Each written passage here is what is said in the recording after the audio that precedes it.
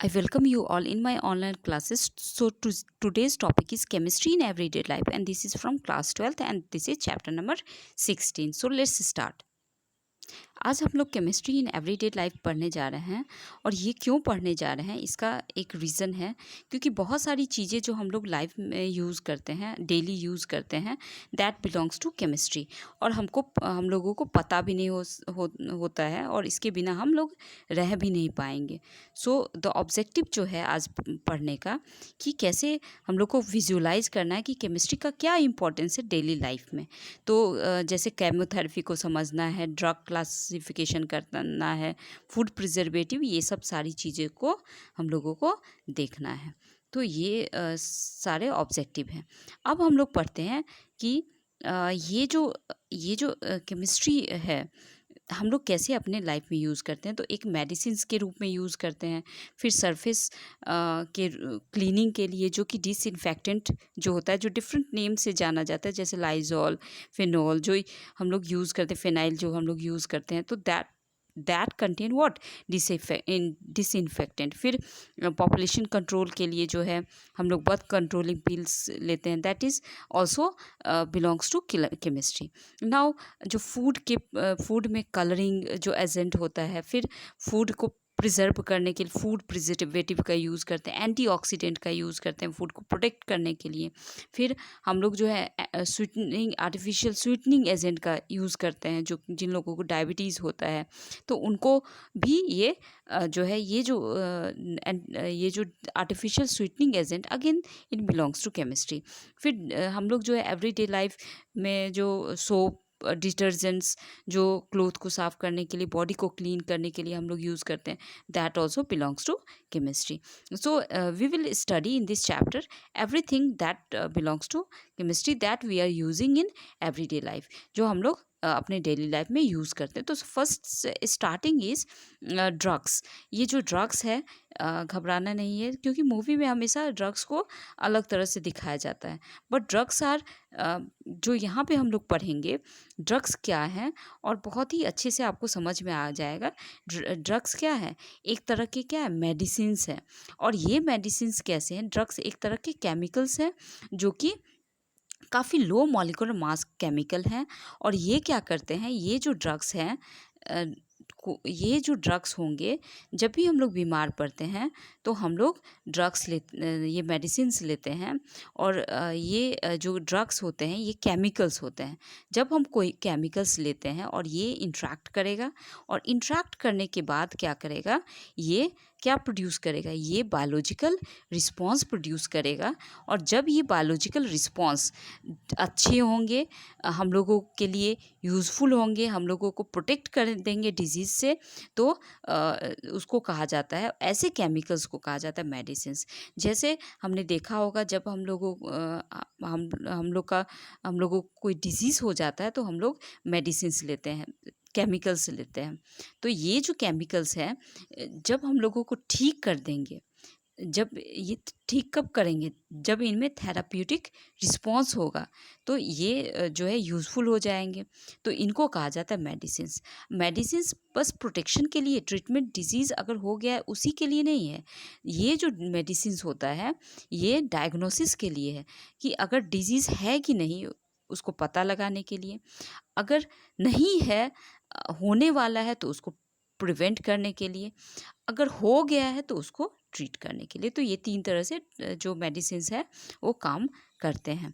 तो ये जो अगर अगर इन मेडिसिन्स का यूज़ जो है अच्छे डोज़ में लिया जाए, डोज़ जो है बहुत इम्पॉर्टेंट है। अगर बहुत ज़्यादा डोज़ ले लिया गया, गलत डोज़ ले लिया गया, तो दे कैन बी पॉइज़नस। ये पॉइज़न का काम करते हैं, जो प्रोटेक्ट कर रहा था वो पॉइज़न का काम करते हैं।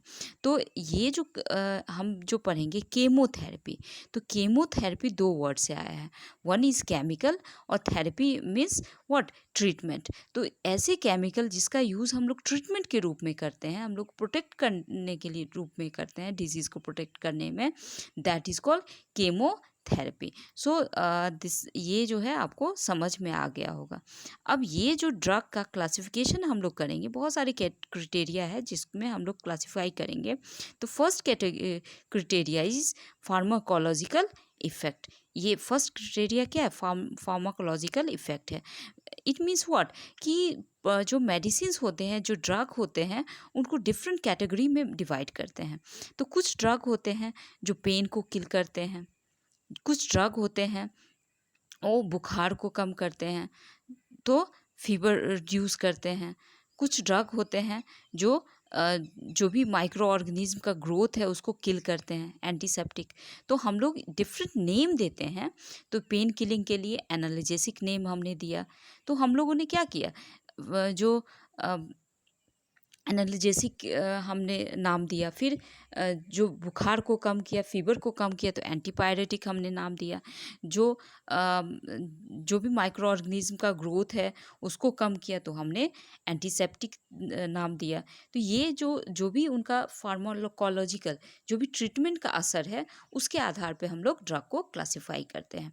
तो these are different, they are classify on the basis of pharmacological effect. क्या इफ़ेक्ट देते हैं उनमें, रिस्पॉन्स कैसा होता है, ये किल कर रहे हैं या तो पेन को कम कर रहे हैं, या जो है माइक्रो ऑर्गेनिज्म को कम कर रहे हैं, ग्रोथ को कम कर रहे हैं, या जो है फीवर को कम कर रहे हैं। तो उसके आधार पे इनका नेमिंग किया जाता है। उसके नेमिंग में बहुत सारे ड्रग जो भी उस तरह का रिस्पॉन्स देंगे उनको उस कैटेगरी में रखा जाएगा। तो ये फर्स्ट फार्माकोलॉजिकल इफ़ेक्ट है। दूसरा है ड्रग एक्शन। अब ये ड्रग एक्शन जो है वो कैसा है, जैसे हमने कोई भी मेडिसिन लिया और मेडिसिन ने इस तरह का इफ़ेक्ट दिखाया तो उसको कैटेगराइज किया जाता है अलग अलग कैटेगरी में। तो अगर सेम तरह का इफ़ेक्ट दिखाएगा तो उसको अलग कैटेगरी में। जितने भी एंटीहिस्टामिन हैं वो ऐसे कंपाउंड को जो कि हमारे बॉडी में इन्फ्लामेशन कॉज करते हैं, जो पेन कॉज करते हैं, तो इनको ये रोकते हैं। और ये रोकते हैं तो इनका नाम हो गया एंटीहिस्टामिन। हिस्टामिन्स को के against, anti means what, against. तो अगेंस्ट जो काम किया, जो हमारे बॉडी में पेन क्रिएट करता है, इन्फ्लामेशन, दैट इज़ जो जो भी स्वेलिंग, पेन, ये सब क्रिएट करता है, तो इसको कम कर दिया, तो दैट इज़ एंटी हिस्टामिन। अब ये क्या हो गया, एंटी हिस्टामिन हो गए, जिसके बारे में हम लोग बाद में पढ़ेंगे। तीसरा है केमिकल स्ट्रक्चर। अब केमिकल स्ट्रक्चर अगर सेम तरह का स्ट्रक्चर है किसी भी, तो ये सेम तरह का जो है जो भी ट्रीटमेंट का जो भी इफ़ेक्ट होगा वो सिमिलर होगा। तो हम लोग डिवाइड करते हैं केमिकल स्ट्रक्चर के आधार पे। जैसा आप देख रहे हैं कि यहाँ पे सल्फोनामाइड है, यहाँ पे बेंजीन रिंग, देन ये क्या हो गया, एमीन साइड, और यहाँ पे इस तरह का हो गया। तो ये जो है सल्फोनामाइड है का स्ट्रक्चर है। तो इस आधार पे, केमिकल स्ट्रक्चर के आधार पे। और मॉलिक्यूलर टारगेट मीन्स व्हाट, किसको ये ड्रग खाने के बाद, ये ड्रग लेने के बाद, ये मेडिसिन्स लेने के बाद, ये मेडिसिन्स कौन से टारगेट पे असर करेगा। तो हमारे बॉडी में उसका टारगेट क्या होगा, जिसको कम करना है, जिसको बढ़ाना है, तो क्या होंगे उनके टारगेट। तो उस आधार पे भी हम लोग इसको डिवाइड करते हैं, मॉलिक्यूलर टारगेट के आधार पे भी डिवाइड करते हैं कि आखिर ये जो ड्रग हम लोग लेंगे हमारे कार्बोहाइड्रेट से इंट्रैक्ट करेंगे, लिपिड से इंट्रैक्ट करेंगे, या न्यूक्लिक एसिड से, या प्रोटीन से। तो ये जो मॉलिक्यूल हो गए वो हो गए टारगेट मॉलिक्यूल, और इन पे ये इफ़ेक्ट करेंगे। और ये इफ़ेक्ट जो करेंगे उनके जो भी कॉमन स्ट्रक्चर फीचर होंगे, और इनके जो स्ट्रक्चरल फीचर होंगे, और ये सेम मैकेनिज़्म जो ये टारगेट को कंट्रोल करने के लिए सेम मैकेनिज़्म को फॉलो करेंगे। तो ये थे कुछ जो कि इम्पॉर्टेंट थे ड्रग के क्लासिफिकेशन। ये ड्रग के क्लासिफिकेशन थे।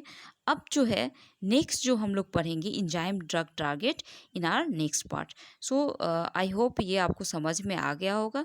सो थैंक यू।